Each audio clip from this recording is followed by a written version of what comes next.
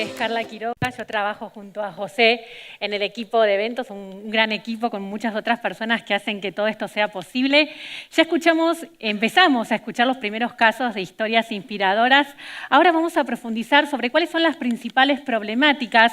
Para eso vamos a compartir un panel con especialistas, con esos hombres que están ahí al pie del cañón, asesorando y aconsejando a estos empresarios que muchas veces tienen que lidiar con un montón de factores externos, pero que además se complica porque en el medio están las emociones.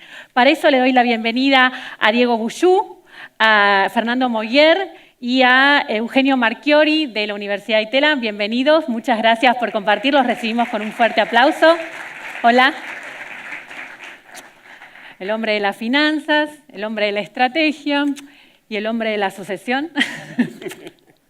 Bueno, muy bienvenidos. Muchas gracias.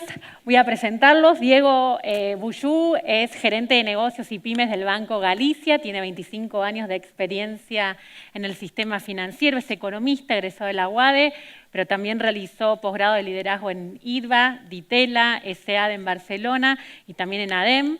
Es un hombre que está encargado de desarrollar tanto herramientas financieras como no financieras desde una entidad bancaria para apoyar al universo de las pymes. Sobre eso después vamos a profundizar porque muchas de las pymes, un gran porcentaje son compañías familiares. Fernando Moyer es experto en estrategias y marcas, trabaja para empresas como Coca-Cola, Pharmacity, también tuvo experiencia con empresas familiares como Porta Hermanos, Molinos, Fredo. También da clases de marketing estratégico y lidera la especialidad de branding en la Universidad de San Andrés. Bienvenido. Y Eugenio Marchiori es profesor de la Escuela de Negocios de Ditela. Hola Eugenio, anteriormente trabajó en el área de comportamiento humano del IAE y es un hombre que es ingeniero industrial, recibido de la UCA, pero también sociólogo. ¿Cómo se dio esa conjunción? Y me aburro rápido. Te aburrís rápido. Bueno, entonces voy saltando. No sé cuál es la próxima. Puede tener que ver con las manos, que es algo artístico. Artesano. Sí, puede ser. Sí. ¿Y pasa esto de que las empresas familiares, las nuevas generaciones se aburren rápido de trabajar en la empresa de papá?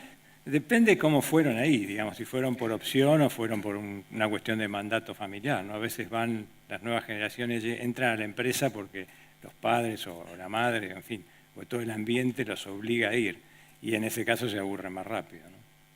¿Está cambiando, Fernando, un poco el atractivo para las nuevas generaciones de trabajar en...?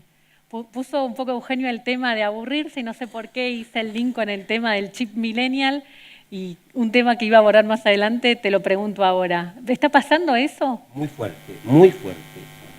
Ha cambiado la lógica entre padres e hijos, lo vivimos cotidianamente, y ha cambiado la lógica en cómo opera eso en una empresa. Antes había un padre que, como muy bien planteaba recién, por mandato familiar, por presión, buscaba cómo lo continuaban a él en la empresa. Continuar la empresa y continuarlo a él, en una mezcla bastante complicada. Hoy el hijo, eso en general, estamos hablando en términos muy generales, eso no lo toma, tiene su propia lógica y hay una tensión incluso no previa. No se hace cargo del mandato. Eso es demasiado, sí. Pero hay una negociación inicial muy fuerte, no clara en quién maneja cada cosa. Antes, en esa lógica era, vení, aprendé, yo te explico y después, si estás en condiciones, continúa. Hoy no sí, es que no había opción. No es que a mí cuando entré a la empresa familiar, que mi padre era uno de los dueños, no es que yo pensé que podía hacer otra cosa. ¿A qué entraste vos en la empresa familiar de tu papá? Empecé con mi padre, era uno de los socios, ahí empecé a trabajar. ¿Y cómo fue esa experiencia? Horrible. Pero duró ¿Cuánto 10 tiempo años. Aguantaste?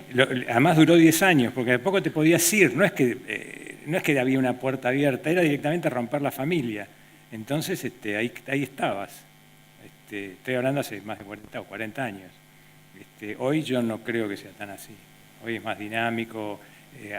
Los que son mis hijos, digamos, jamás... De hecho, mis hijos, nunca trabajó con nosotros. Una de las razones por las cuales cerré una de las empresas que tenía, si al final es porque mi hijo más grande me dijo, yo me voy a vivir a Europa, cuando tenía 19 años, y se fue y no volvió nunca más. Entonces ya es como que perdía sentido eso. El otro tampoco le interesaba, le gustaba la consultoría. ¿Y decidiste cerrar la empresa que había fundado porque no tenías de alguna manera sucesor? Sí, claro, la cerré y listo. Si total a mí no me interesaba, empezó a interesar la sociología, la filosofía, así que ¿para qué iba a seguir? No tenía sentido. Y bueno, hoy eso pasa con los chicos que tienen 30 o 30 y pico. No es tan fácil. Diego, vos estás en el día a día muy cerca de empresarios pymes, muchos de esos son compañías familiares.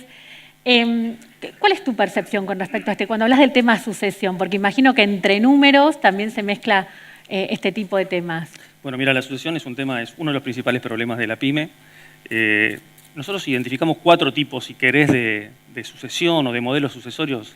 Hay un escritor norteamericano que se llama James Lea que identificó esos modelos y nosotros un poco adherimos. Hay 3 que son más o menos normales, pero el cuarto, el que él llama el rey, es el que a nosotros vemos que va a haber un conflicto. Es decir, el rey cambia solo cuando se muere o cuando es derrocado, ¿sí?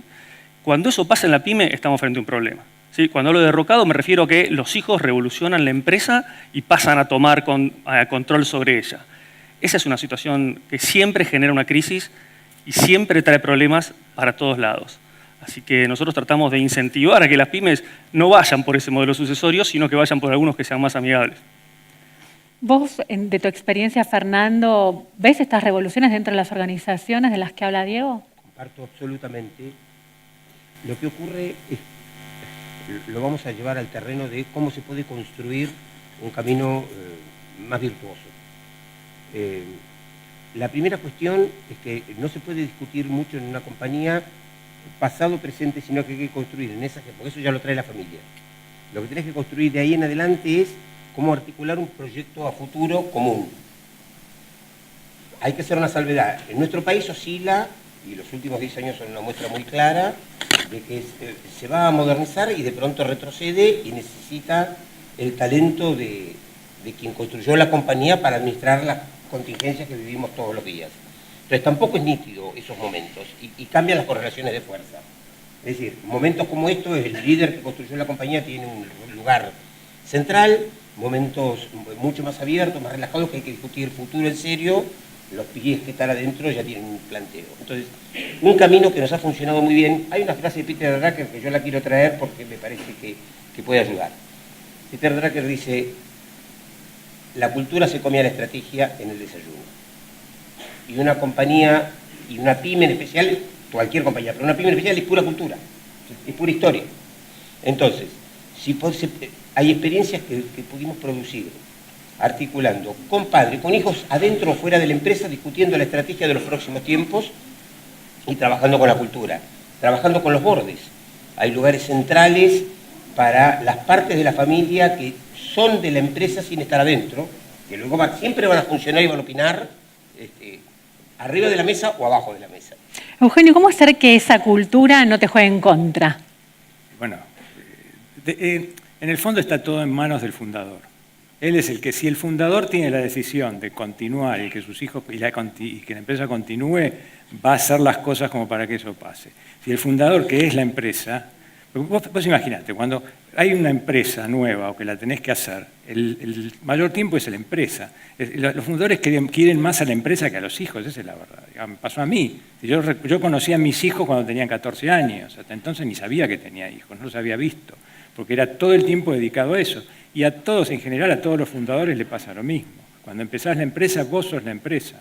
Entonces, si no tenés la decisión de decir, bueno, me doy cuenta que en algún punto tengo que terminar con esto y ya vas preparando a tus hijos, para los que quieran, nada más le tenés que dar la libertad. Si vos no le das la libertad para que ellos vengan solos, olvidate, es inútil. No podés esto que te decía el mandato. Es más, ni siquiera que vengan al principio a tu empresa. Mejor que vayan a otro y revienten la plata de otro. ¿Para qué van a practicar con la tuya? Entonces, primero que estén 5 años en la empresa de otro, que hagan todas las macanas que tienen que hacer y después que vengan.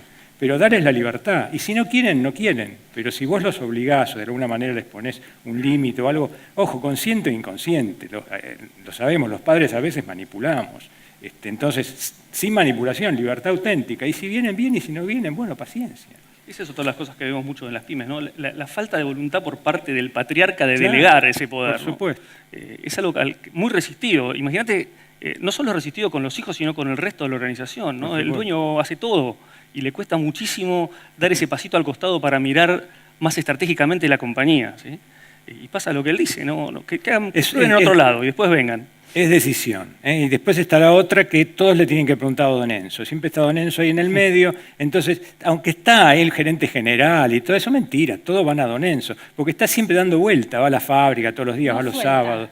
Claro, los demás, viste, es como que le resta autoridad. Es una cuestión de poder, como decías vos. Entonces, el fundador no quiere alargar el poder, esta es la verdad. Y los hijos quieren el poder, y entre ellos se celan, entonces se odian, se terminan odiando, grandes despelotes. Los sábados, el domingo en el asado alguien termina cocinado, digamos. La madre que trata de conciliar, viste, la madre que ve todo este despelote dice, uy, pobres, entonces le trata de conciliar, pero la realidad es que es todo esto lo que gira en una empresa típica, ¿no? Pero esta no es la foto de la empresa familiar del pasado ahora, con, digamos, los cambios tecnológicos, las nuevas generaciones. ¿No hay un cambio? Yo te puedo decir que los cambios pasan un poco por lo que decía Eugenio, ¿no? Hoy capaz que hay menos voluntad por parte de las generaciones que vienen en incorporarse a la compañía. Eso es lo que se pasa, no sé, un hijo de un empresario parece que es escultor, Claro. o una actividad que es completamente distinta a la que el padre pretendía. ¿Sí? Exacto. O sea que vemos que hay un poquito más de desapego Exacto. hacia la gran empresa familiar respecto de los que vienen. Sí, tal cual. Antes era como el mandato familiar, vos tenés que seguir con la compañía, no importa si te gusta ser veterinario, vos tenés que seguir. Sí, tal cual. Y hoy se está viendo un poquito menos eso. El Tal gran cual. tema también es cómo dar, vos que estás en contacto permanente con las pymes, cómo dar el salto. ¿Cuál es tu consejo de la planificación financiera y de gestión para lograrlo con el menor costo posible o con las desventajas posibles? Bueno, primero, respecto a la planificación financiera, lo que más recomiendo es que hagan planificación financiera, porque se ve poquísimo, se ve poquísimo. Hoy las finanzas son inerciales, digamos que atajo los incendios financieros cuando puedo, le dedico poco tiempo, el dueño compra, el dueño vende, el dueño fabrica, el dueño va a la librería, hace café. Y las finanzas están súper postergadas. O sea, lo que yo les recomiendo fundamentalmente es que se ocupen de las finanzas. Imagínate que acá, imagino hay muchos empresarios familiares, 3 tips concretos, ¿cómo arranco con una planificación financiera? ¿Por dónde arranco? Primero, por consultar a alguien que sabe, ¿sí? Delegar eso, darle la importancia que se merece. Un gran problema en las empresas es no separar las finanzas personales de las finanzas de la compañía. ¿Sí? Me quiero cambiar el auto, voy, agarro la empresa, me sobra un poquito de unos pesos, me compro el auto. Y no debiera ser así. Debiera haber una separación muy taxativa entre lo que uso personalmente y lo que uso en mi empresa. Y después, por supuesto, aprender, estudiar, profesionalizarse, recurrir a alguien que sabe, ir a los bancos, preguntar. Hoy las finanzas están sumamente postergadas. Fernando, el tema de cuando una compañía familiar empieza a crecer, ¿cómo hace para no perder la impronta que tal vez le dio cierto posicionamiento? ¿El apellido hoy vale? ¿Cómo cambió un poco esa lógica? Es muy bueno lo que planteás. El apellido es la marca de agua y de fuego de la mayoría de las compañías familiares en general. Y hoy es pura contingencia. Pura contingencia porque en un momento donde todos los que portan ese apellido forman parte de un ecosistema digital, es puro riesgo, ya no solo para quienes están en la empresa, sino los primos, los sobrinos, cualquiera que porte el apellido es algo no controlable que genera disvalor. Y lo más probable es que ocurre, en toda la familia nos pasa, como no va a pasar en la de cada uno de las empresas. Entonces, en general, como la marca del apellido es una marca que se construyó con un esfuerzo fenomenal, y estamos hablando de aquellas que lograron sobrevivir y que son exitosas, en general lo que sí conviene es poner la marca atrás, de umbrella, y empezar, si tiene formato, producto, lo que sea, empezar a darle un contenido diferente. Es una manera de ir pasando esa situación. No la única, pero probablemente es la más prudente. Hoy digamos que además las nuevas generaciones tal vez no valoran tanto el valor de un No quieren apellido. poner su apellido. Ah. Las nuevas generaciones tienen muy claro que exponerse como apellido es puro riesgo y poca ganancia. ¿Cuál es el riesgo de la aldocracia cuando tenés que definir roles en la compañía, Eugenio? Bueno, gira todo alrededor de lo mismo. ¿Y es habitual esa práctica? Todo depende de la vocación. Es como decía él, si vos querés ser pintor, olvídate la empresa, a menos que sea una empresa de pintura, qué sé yo. Pero, como dice, tiene que ver con la vocación. Vos no podés obligar a alguien a ser contador o lo vas a tener frustrado toda la vida o frustrada toda la vida. Entonces, no rinde hoy. Eso no rinde. No te rinde la empresa, no te rinde la vida. Porque además, no te olvides que en la empresa familiar, los hijos, por más que sean son hijos y empleados, es una relación muy rara. Porque ¿dónde empieza una cosa y dónde termina la otra? ¿Dónde es mi papá y dónde es mi jefe? Digamos, si vos te rebelaste con tu padre ya desde chiquito, es difícil que después como jefe te lo banques. Y si no te gusta ser contador o no te gusta ser ingeniero, es muy difícil que seas un buen contador o un buen ingeniero. Entonces, se tienen que juntar muchos factores y además un poco de suerte, ¿no? Que coincida que cada uno tiene la voluntad de hacer la función. Que conozco casos en que hay empresas que, primero que el padre tenía muy claro de la continuidad, entonces ya fue preparando a sus hijos para eso. Después hay una cuestión de autoridad. Cuando pasa la segunda generación tiene que estar muy claro cuál de los hermanos es la autoridad. Que esto es una cosa que ya viene de la casa, no es que en la empresa vos lo podés cambiar. Si hay un hermano que es la autoridad y después sigue, bueno, la continuidad va a estar con él. Ahora, si a ninguno se le reconoce la autoridad, y es muy difícil porque se terminan odiando, esa es la verdad. Se terminan odiando y ahí es donde se parten las empresas. ¿Cuántas empresas familiares después se abren en dos?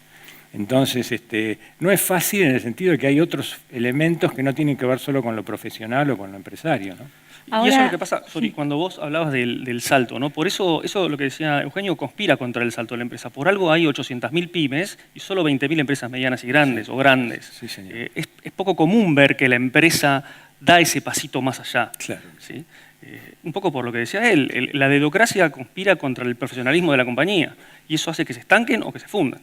ahora, ¿qué hago? Soy fundador, trabajé durante años, sangre, sudor y lágrimas, pasé todas las crisis de la economía argentina, tengo un hijo que no quiere trabajar en la compañía y no la quiero cerrar como hiciste vos. ¿Qué hago? Anda al psicólogo, para empezar.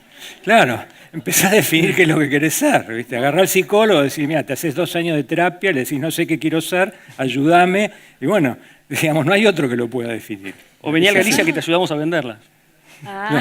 O bueno, claro, también, Rápido, esa es la Diego. otra, esa es la otra. Creo que en el recorrido del fundador está la respuesta. Hay salida, porque si no, hay un montón de procesos, estamos contando desde la experiencia, dificultades, puntos complejos. Hay un montón de familias que han logrado esa sucesión, la han logrado ahora, en tiempo real, son ejemplos concretos. Sin duda, el que tiene el poder de que esa transformación se dé o no es el fundador. Totalmente. Entonces, ¿El ego es el gran enemigo en ese proceso? Ego. El fundador tiene un espacio de mucho confort, así como tiene un espacio de mucho disconfort en la tarea que realiza, tiene un montón de pequeños satélites que a él le configuran la vida. Bueno, ahora, si ese fundador llega en la etapa del ciclo que no tiene que no suceda, habla del fundador. Digo, quiso construir algo y no pudo tener en cuenta su perspectiva, y desgraciadamente le salió bien, una locura. Hoy quienes dirigen las compañías tienen esas reflexiones bastante antes. Incluso los que quieren forzar a sus hijos, por suerte sus hijos se defienden bien, los pibes cada vez se defienden mejor, y eso es bueno porque es un límite también al padre. Los hijos no pueden entrar a tientas y a ciegas, pero tienen mucho para aportar. Entonces, también tiene mucho que ver el momento económico que vivimos. Si es un momento económico, el mercado acompaña, donde te vas abriendo yo, los pibes tienen mucho más lugar y en esta negociación el camino es más lógico. Y el padre tiene mucho más lugares para conducir lo central y delegar. Si el momento es más cerrado,